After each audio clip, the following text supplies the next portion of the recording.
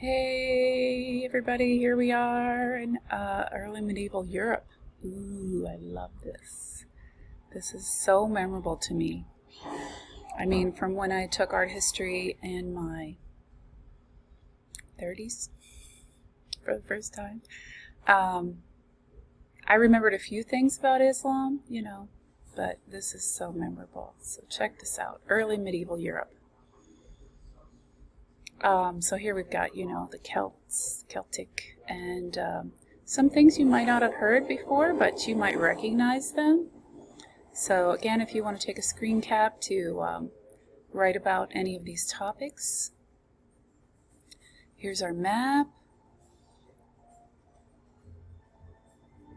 So interesting to just pause on the map for a second and see what was important. Okay, here we got a timeline, which is just like a quick snapshot telling us of the time period of this art historical period. Okay, this is the Chirot Iota. And it's from the Book of Kells, which is really probably one of the most famous.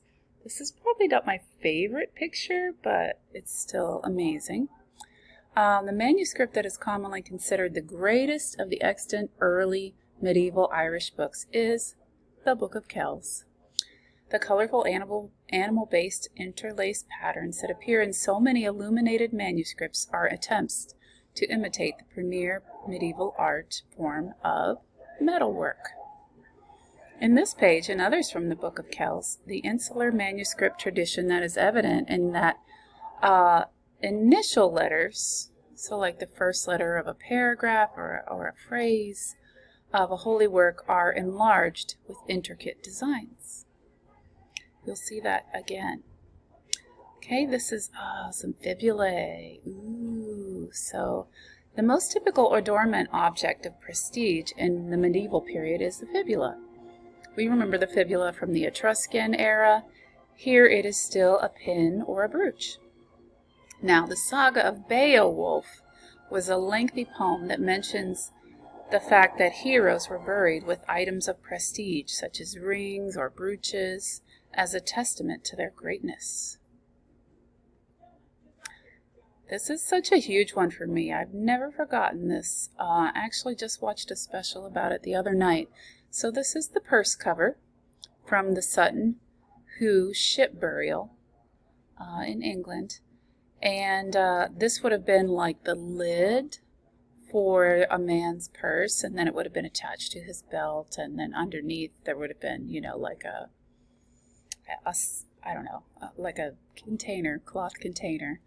I don't want to say a sack that he could keep his gold pieces in to go shopping.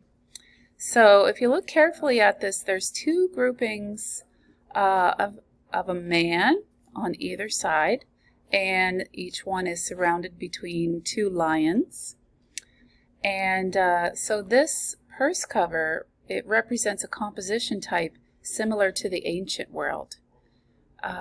Here we've got, I think this is a parrot right over a duck, and it's all just so intricate. Everything is just pieced together so magnificently. So the burial group recovered from the English site Sutton Hoo in 1939, so that's how long it took to be found, epitomizes the early medieval tradition of burying great lords with rich furnishings. I went back instead of forward. Here we go. So this is a belt buckle, also found at Sutton Hoo. In addition to these treasures, 2 silver spoons inscribed Salos and Paulos, Paul's names before and after baptism, were discovered as part of the Sutton Hoo burial. The owner's conversion to Christianity can be inferred from these spoons. So this is what the ship would have looked like at Sutton Hoo. Very similar to this Viking ship. It's so fascinating, isn't it? And if you ever look into Sutton Hoo, there's like an imprint of the ship still left in the ground. It still remains.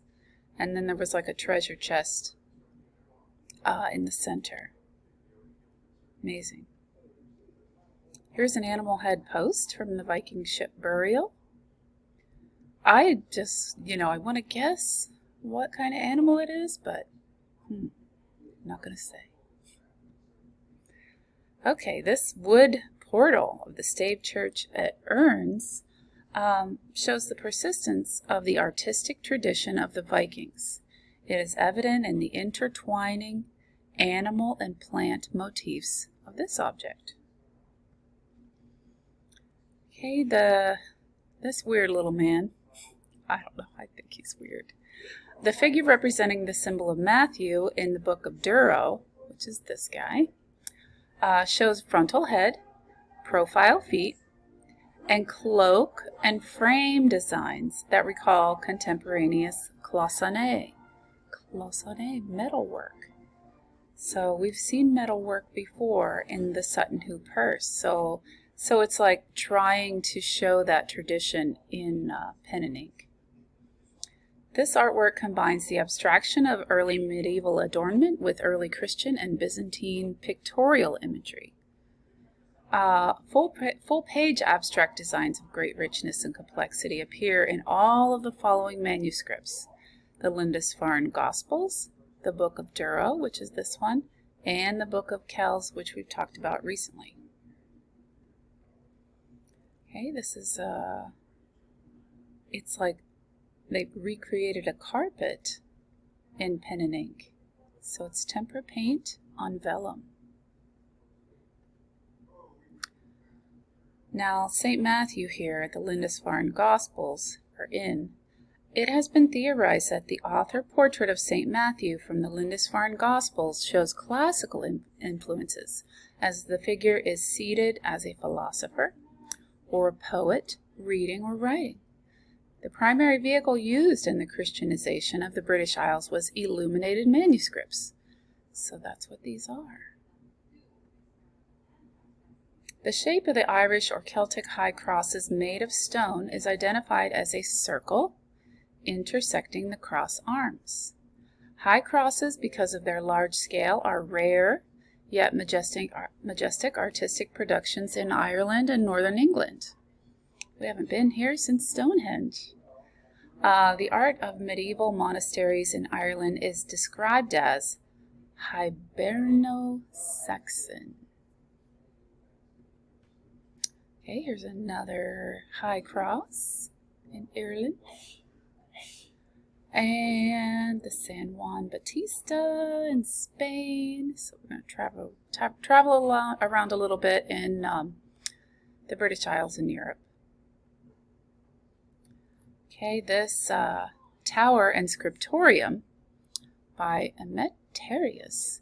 This image of a monastic building complex depicts a scriptorium in use. So here we have our little monks hard at work writing. Okay, here we have a new equestrian portrait, this one of Charlemagne. This is 9th century. The ultimate model, you might remember for equestrian portraits, is Marcus Aurelius. That was a good one. It was a reminder of Rome's glory and inspired those rulers who followed, including Charlemagne, who returned to Rome after his coronation with an equestrian portrait of Theodoric. But here we've got his own. And I just wonder, is that a pony? Or is he, I don't know. He's either a very large man on a normal horse or a very tiny man on a pony. That might be a good topic. Okay, here's Christ enthroned. Christian monks were able to impress and influence even the illiterate Christian population because of the artwork in the manuscripts made every word beautiful. So you can see, even the text, they made it all part of the imagery. This is St. Matthew from the Coronation Gospels. The Coronation Gospels had a color scheme and technique of gold text on purple vellum, with shapes created with color and shading effects. So that's just a page in a book. This is the Ebbo Gospels, and in this image of St. Matthew from the Ebbo Gospels, classical illusionism has been merged with the Northern linear tradition. The style of the St. Matthew portrait in the Ebbo Gospels resembles the illustrations in the Utrecht Psalter. We'll see more about that in the next slide. Okay, here's the Utrecht Psalter. The frenzied energy of the Utrecht Psalter made it most closely related to the Ebbo Gospels. So these two things, had similarities. The Utrecht Psalter, again shown here. This is a detail. It's known for its pen and ink drawings that evoke the daily life of late antiquity. So if you looked really carefully, you could see things, like everyday events. Okay, this is the Lindo Gospels. The Lindo Gospels cover encompasses the stylistic diversity of early medieval art. And I think we can recognize that even not knowing a lot of details about medieval, and see some things that we recognize. The work of this manuscript highlights early Christian imagery and the vivacity of the Utrecht Psalter style. The Lindo Gospels embody the Carolingian and Ottonian taste for costly portable objects. They liked everything to be luxe, gold, precious stones, pearls. Okay, this is the Palatine Chapel, a restored view in Aachen. The plan for the palace chapel at Aachen used the San Vitale from the Byzantine era as its model. Ottonian Westwork did not contribute to the innovative design of Charlemagne's Palatine Chapel. So keep that in mind. We're going to see more Westwork in the upcoming chapter. Okay, this is an interior of the Palatine Chapel. Monastic communities were critically important to the revival of learning during Charlemagne's reign. You can imagine. Okay, Charlemagne was a major force in the revival of the classical style in early medieval times. So he was just bringing back the classics. And Torhall, isn't that amazing? And this is, just a drawing of the Abbey of St. Ricoeur. Okay, this is the monastery at St. Gall. The monastery of St. Gall was the Carolingian architectural plan that demonstrated the beginnings of the modular system. So that was a big deal for things coming up. The three-aisled basilica planned for the monastery of St. Gall differed from early Christian prototypes because it had a second apse at the west end. Okay, now here we come up with westwork. Okay, so notice that we didn't see that in the past. Now we're going to start to see a lot of this style known as westwork. Okay, and again, westwork. So it's got the two towers. The Ottonian Church of St. Cyriacus, this one, at Jern Road, adds the new architectural component of the gallery to the basilica form. So now we've got a gallery. And this is an interior. Okay, St. Michael's, huge, huge, huge. The Abbey Church at St. Michael at Hildesheim does not have the monumental facade type referred to as a westwork. So, one thing it doesn't have. St. Michael's is the Ottonian church that utilizes an alternate support system, but lacks the upper gallery. The alternate support system is first found in the architecture of the Ottonian period. Now, the Basilica Ulpia, which you might remember from Rome, may have inspired the presence of two apses and a side entrance at St. Michael's at Hildesheim. And here's the nave looking inside. Oh, and these doors. Oh my gosh. So the doors, Bernward's doors, they're known as at St. Michael's. Huge doors, bronze sculpture. Okay, so Bernward's doors for St. Michael's in Hildesheim juxtapose scenes from Genesis with scenes from the life of Christ. Here we've got column reliefs, again, life of Christ, and the patron was Bernward. And a close-up of those doors. I always thought this was so weird. I mean, look at these people. Little skinny legs. So, yep, life of Christ. Okay, now we have the Ottoman plaques. This is Otto I presenting Magdeburg Cathedral to Christ. The technique and material of the Ottoman plaques from Magdeburg, Germany is carving on ivory.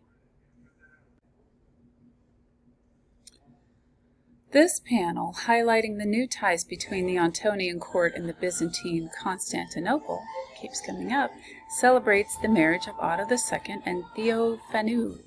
I love the hierarchy of scale we are still seeing. Okay, this is the Abbey Church at San Pantaleon.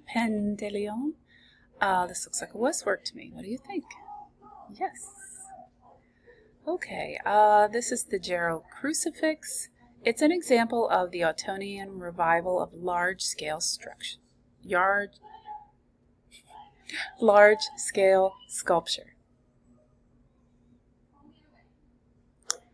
Okay, this is a painted page, tempera on vellum.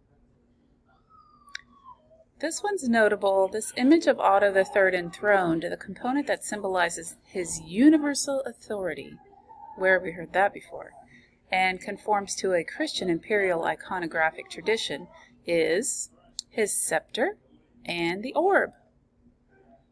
I think he's also wearing a fibula. I notice that all the time now. Okay, this is the Annunciation.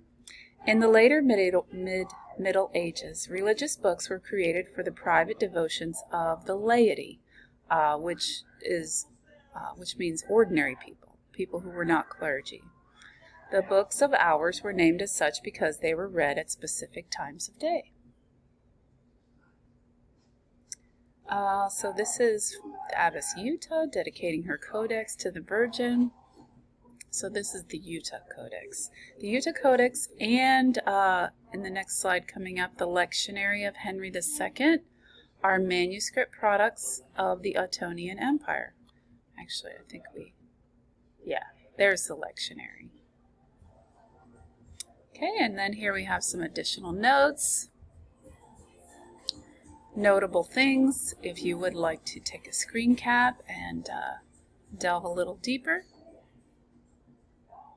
And then discussion questions, same deal. All right, that's it for medieval Europe.